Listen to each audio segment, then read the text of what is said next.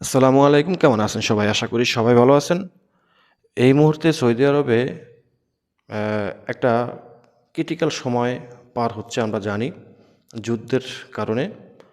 এর মধ্যে ব বৈধ অবৈধ উভয়ই আটক হচ্ছে পুলিশের হাতে।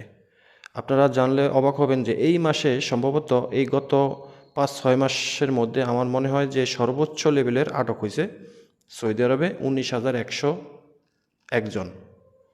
১৯,১০১ জন প্রবাসী আটক হইছে। এর মধ্যে থেকে বিভিন্ন দেশের লোক আছে, বাংলাদেশি, ইন্ডিয়ান, পাকিস্তান, ইয়েমেন, বিভিন্ন মানে জাতীয়তা লোক আছে। তো এরা যে আটক হইছে, কী কারণে আটক হয়? কেউ আছে আপনার বর্ডার ক্রস করে অবৈধভাবে, কেউ আছে আপনার এই অবৈধভাবে কাজ করে, কেউ আছে আপনার ইকামা নাই, অন্য জায়গায় কাজ করে।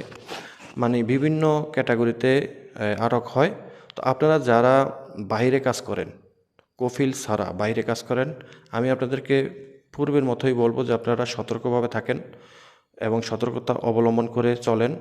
এবং বর্তমানে যে যুদ্ধের পরিস্থিতি সৌদি আরবে পুরা মধ্যপ্রাচ্যেই এই একটা সংঘাত চলতেছে, বিপজ্জনক অবস্থা চলমান আছে। আপনারা কেউ মানে যেই দেশে থাকেন, আমি সৌদি আরবে থাকি, আমি সৌদি আরবের আইন মেনে চলতে হইব।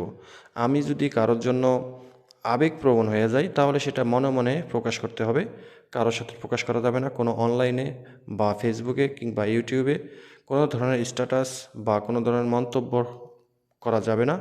করলে আপনাকে শনাক্ত করা হবে এবং আপনাকে আটক করা হবে।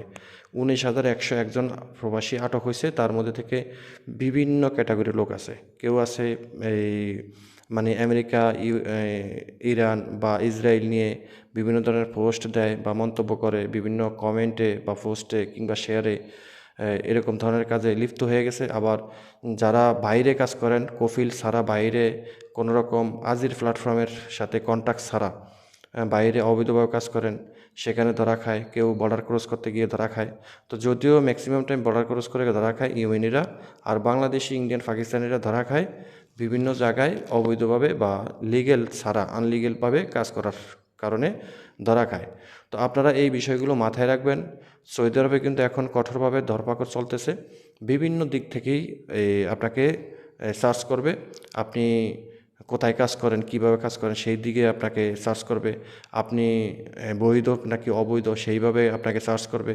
আপনি ফেসবুকে, ইউটিউবে কোথাও কোনো মন্তব্য করছেন কিনা বা পোস্ট করছেন কিনা সেই দিকেও আপনাকে সার্চ করবে, শনাক্ত করার চেষ্টা করবে।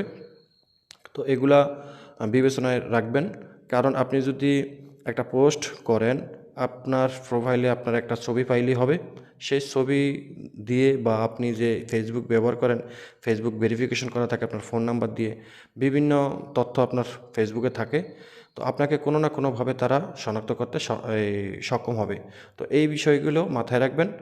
আর ভুলেও আমি মনে করি আপনারা কন্ট্রাক্ট ছাড়া বাইরে কাজ করেন, কিন্তু সাবধানে। সাবধানে কাজ করবেন। যাদের ইকামা নেই তারা সাবধানে থাকেন, যাদের হুরুপ আছে তারাও সাবধানে থাকেন।